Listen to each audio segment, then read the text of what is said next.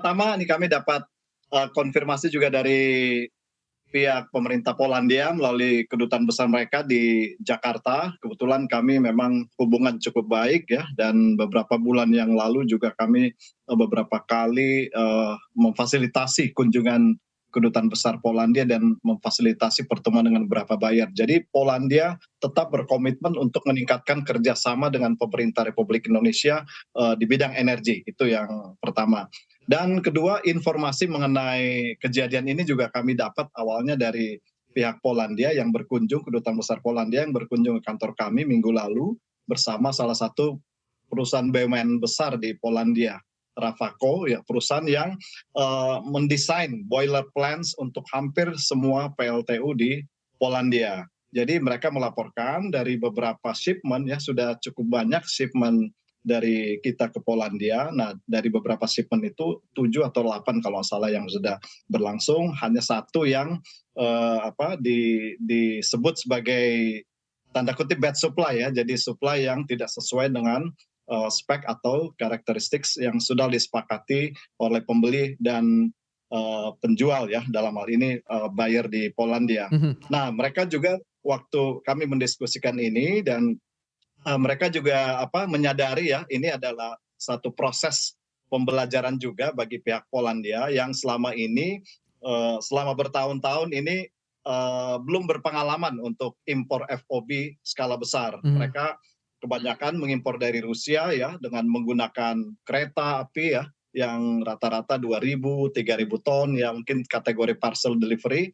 Kemudian tiba-tiba akibat konflik Rusia Ukraina mereka mau nggak mau mencari alternatif supply antara lain ke Indonesia yang volumenya bisa besar sekali ya kalau menggunakan vessel ya, bisa 50.000, 60.000, 70.000 ton. Nah ini juga mereka masih terus terang ini pembelajaran bagi mereka untuk menghandle shipment dengan skema perdagangan FOB. Jadi banyak hal yang mereka juga sampaikan, termasuk koordinasi antara pihak buyer di sana juga dengan pihak BUMN yang tahu spesifikasi karakteristik kualitas batu bara yang dibutuhkan. Jadi ini pembelajaran dari sisi mereka, tapi di sisi kita juga tentu ini merupakan suatu kejadian yang harusnya menjadi koreksi Mhm. bagi kita semua untuk tidak terulang lagi ke depannya, karena ini peluang yang harusnya kita manfaatkan ya, Betul. untuk mendukung perekonomian kita. Ya, apalagi dengan permintaan batu bara yang diperkirakan masih akan tetap Ya. terjaga begitu secara global dengan beberapa sentimen termasuk diantaranya akan memasuki musim dingin juga dengan kebutuhan yang akan meningkat begitu ya kalau kita lihat di beberapa negara. Kalau dari Pak Angga melihat dari kejadian ini seperti apa tanggapan Anda dan mungkin juga memberikan potret gambaran seperti apa sih sebenarnya volume batu bara yang selama ini juga diimpor oleh negara-negara di kawasan Eropa dari Indonesia, Pak? Eee, Kurang lebih sudah sekitar 3 bulanan yang lalu ya dari, pihak, Eropa, sering berkomunikasi juga dengan kami ya, baik melalui, via email ataupun juga secara, lisan, berkomunikasi gitu. Nah memang karena adanya perang Rusia dan Ukraina ini yang menyebabkan mereka harus, mencari alternatif ya, supply, energi ke, Eropa. Nah memang kalau dari sisi ini, saya lihat memang kan prosesnya memang udah B2B ya, Mhm. business to business ya.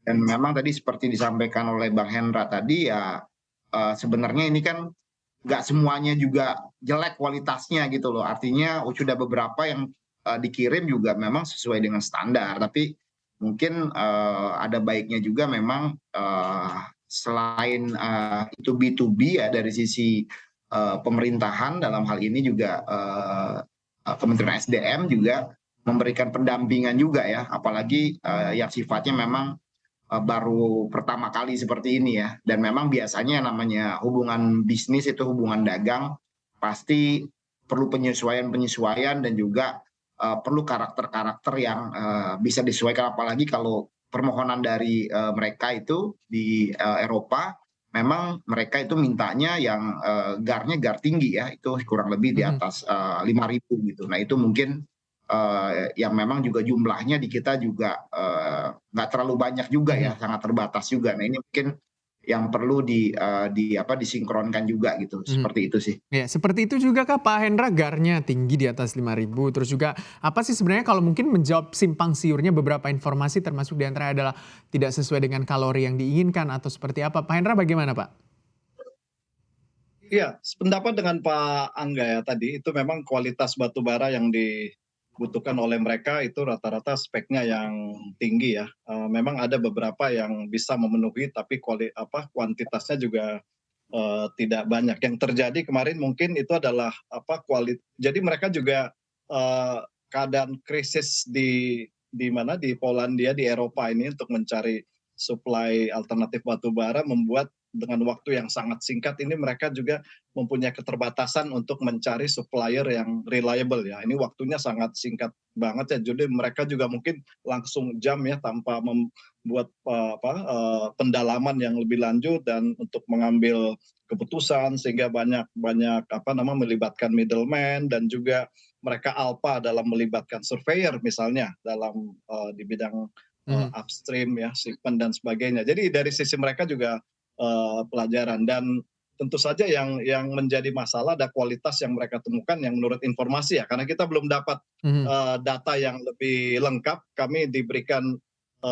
link refer media tapi bahasa Polandia ya, jadi kita nggak tahu secara detail. Tapi kasarnya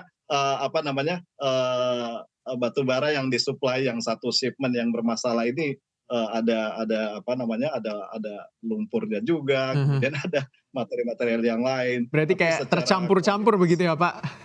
iya, tapi kualitasnya memang waktu mereka perjanjikan katanya sih pihak supplier ini mereka punya spek yang dipenuhi gitu ya. Jadi memang ada masalah kontrol juga yang Mhm, mungkin nanti jadi oke, pelajaran buat kita iya. juga.